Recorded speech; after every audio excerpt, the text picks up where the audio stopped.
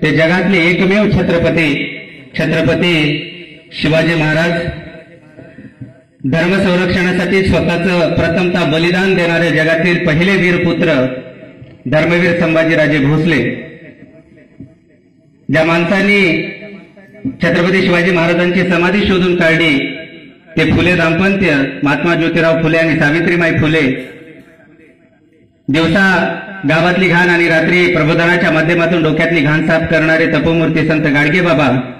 वारकरी संप्रदायाचा ज्यांनी धुरा खांद्यावर पेरला ते संत श्रेष्ठ नामदेव महाराज।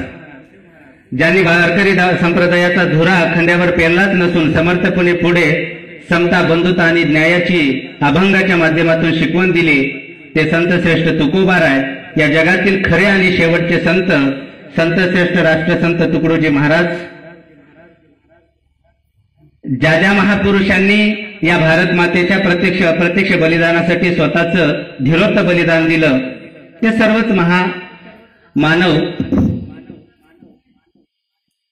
ज्यांच्या अनुषंगाने ही जयंती साजरी करण्यात येत आहे।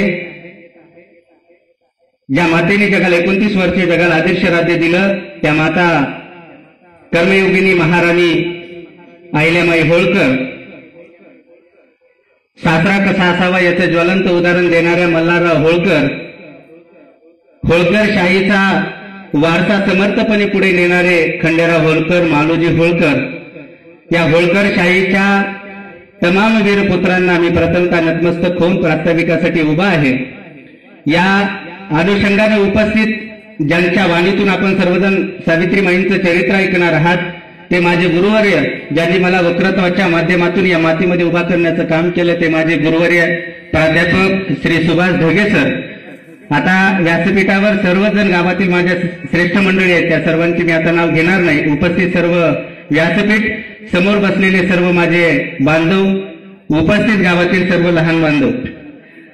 गेल्या वर्षीपासून आमच्या सर्वांच्या प्रेरणेतून अहिल्याबाईंची जयंती या गावामध्ये साजरी व्हावी हा टास होता।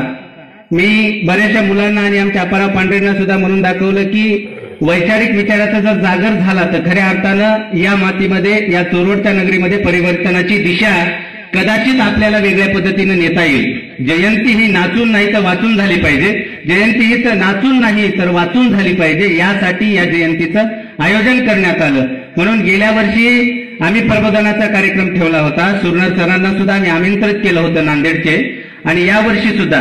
कारण अहिल्यादेवीचं जर कदाचित ढगेसर आम्हाला चरित्र कळालं असलं तर आज तुम्हाला किंवा आणखीन कोणत्या वक्त्याला इथं बोलून भाषण द्यायची गरज पडली नसती। कारण अहिल्याबाईंचं चरित्र आजपर्यंत आमच्या घराघरामध्ये पोहोचलं नाही। टीव्हीचे प्रबोधनाचे माध्यम बरेचसे आले, परंतु आपण मनोरंजन म्हणून उपयोग केला, पण खऱ्या अर्थानं जे चरित्र समजाय पाहिजे ते चरित्र आजही समजलं नाही। म्हणून आपण या जयंतीचा अट्टास करून अहिल्याबाईंनी जे 29 वर्ष जगाला राज्य बहाल केलं, या देशासाठी स्वराज्यासाठी स्वतःची अस्मिता लढवली व घरातले जवळजवळ 25 अपत्य मृत्यू पावताना सुद्धा स्वतः खचल्या नाहीत तर समर्थपणे एक आदर्श जगाला महिला राज्य बहाल केलं। एक अमेरिकेचा शास्त्रज्ञ आहे कार्ल पीटरसन यांनी सांगितलंय की महिलांनी राज्य कसं करावं, यासाठी त्यांच्या पुस्तकामध्ये लिहिणार आहे की अहिल्या माता ही या भारतातली एक अशी स्त्री आहे की ज्यांनी पाठीवर 25 जणांचे दुःख भोगून सुद्धा एक आदर्श राज्य निर्माण केलं। मग इतिहासामध्ये नोंद आहे, कारण आम्हाला इतिहास कळला नाही, आम्ही इतिहास वाचला नाही, कारण तेवढी खोल परंपरा आमच्या तरी कदाचित परंपरेनुसार आली नाही। आमच्या घरच्या आम्ही लेकरांना, मुलींना चूल आणि मूल इतक्यापर्यंतच बांधून ठेवलं, पण याच्या पलीकडे कुठं आम्ही नेलं नाही। यासाठी या प्रबोधनाची चळवळ या गावामध्ये उभा करण्याचं काम आमच्या सर्व तरुण बांधवांचं आहे। म्हणून त्या जयंती कमिटीसाठी आपण एकदा जोरदार टाळ्या वाजूया आणि याच प्रकारे अशाच जयंती उत्सवाचं आयोजन या आपल्या नगरीमध्ये व्हावं ही सदैव बुद्धीने हनुमान चरणी आपण प्रार्थना करूया।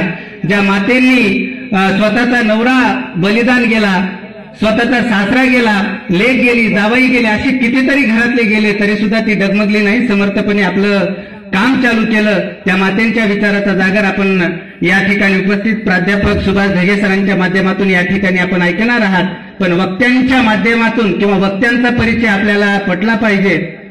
ज्या बालाघाट डोंगरामध्ये आपण राहतो त्या डोंगर मातीच्या कुशीत जन्मलेले आदरणीय प्राध्यापक सुभाष ढगे सर, शेतकरी कुटुंबात जन्मलेला एक तरुण, शिक्षण क्षेत्राचा ध्यास घेऊन साटोरी सारख्या गावामध्ये शैक्षणिक रोपटं निर्माण करून स्वराज्य संकल्प उभारणीच्या माध्यमातून, स्वराज्य फाउंडेशनच्या माध्यमातून हजारो तरुणांना, हजारो गरजूंना, हजारो उपेक्षित दलित घटकांना काम करणारे ध्येयवेडा तरुण, शिक्षण, उच्च शिक्षण, गोल्ड मेडलिस्ट विद्यापीठात मिळून सुद्धा प्रबोधनाची कास हातात धरून तुमच्या आमच्यासारख्या हजारो गावामध्ये प्रबोधनाची चळवळ निर्माण केली आणि या प्रत्येक गावातला तरुण, या प्रत्येक गावातला व्यक्ती, या प्रत्येक गावातला लहान बसलेला मुलगा समर्थपणे आयुष्यामध्ये उभा टाकला पाहिजे म्हणून आदरणीय ढगे सरांची तळमळ गेली मी 7-8 वर्षापासून पाहतोय आणि मलाही प्रबोधनाच्या माध्यमात उभा करण्याचं काम त्यांचा सिंहाचा वाटा आहे म्हणून त्यांच्यासाठी एक शेर म्हणून या ठिकाणी मी थांबणार आहे.